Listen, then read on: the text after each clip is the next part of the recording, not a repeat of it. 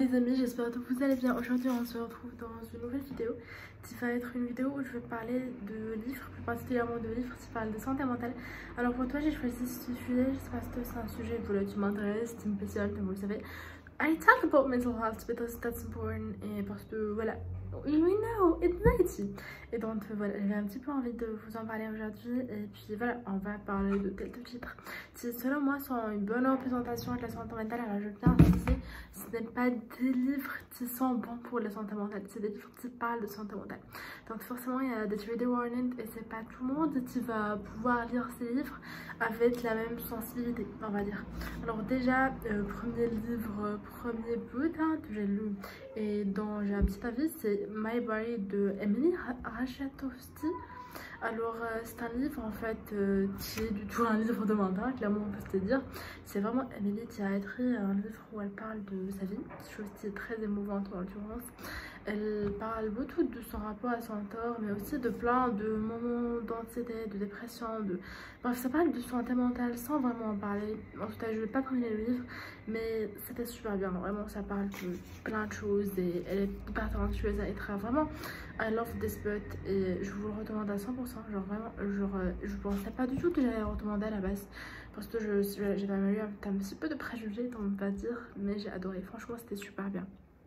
Livre dont j'ai envie de te parler qui aussi m'a beaucoup plu, qui a pas mal changé de choses on va dire dans ma vie et qui est un super bon bouquin que je pourrais vraiment te recommander si jamais tu as envie voilà, d'aborder des sujets. C'est La différence invisible de Julie Dachès et Mademoiselle Caroline dans C'est une bande dessinée qui parle d'autisme asperger et c'était vraiment hyper intéressant à voir parce que c'était une représentation déjà d'autisme, chose qui n'est pas très représentée, même si une personne sur 100 je crois est atteinte d'autisme.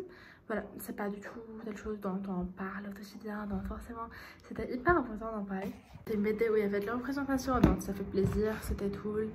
C'était une très bonne lecture, donc j'ai beaucoup aimé et voilà, je vous le recommande.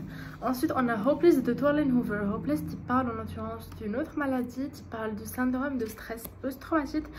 Donc voilà, c'est une maladie très complexe à analyser, mais grosso modo pour un petit peu vous donner quelques symptômes, on a des pertes de mémoire, du stress, des cauchemars, voilà.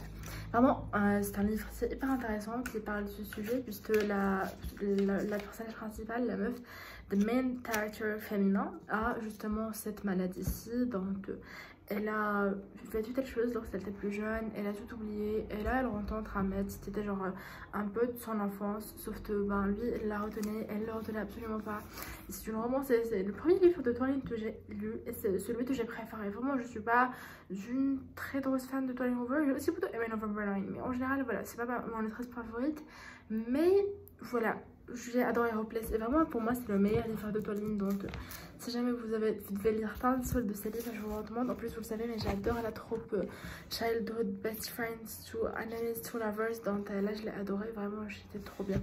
Ensuite on a du tout L'Hôtel for Alaska. Alors je peux pas vous dire pour toi si ça parle de santé mentale parce que ça serait vous spoiler, mais L'Hôtel for Alaska ça parle de ce mec qui s'appelle Miles, il va à l'université, il rencontre cette meuf super cool, trop belle, qui s'appelle Alaska. Il a des sentiments pour elle, sauf que telle chose va se passer et je peux pas trop en dire, mais juste c'est un livre qui parle beaucoup de santé mentale et de tout ce que l'on peut vivre et de plein de choses super intéressantes, donc je l'ai adoré.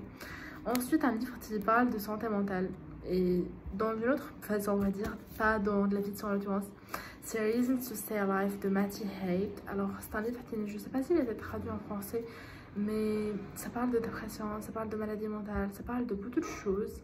C'est pas mon livre préféré mais je l'ai tout de même beaucoup aimé et je pense que voilà, c'est vraiment tu vois son parcours à lui aussi et c'est je pense le parcours de beaucoup de personnes qui ont vécu ce genre de choses et that was good.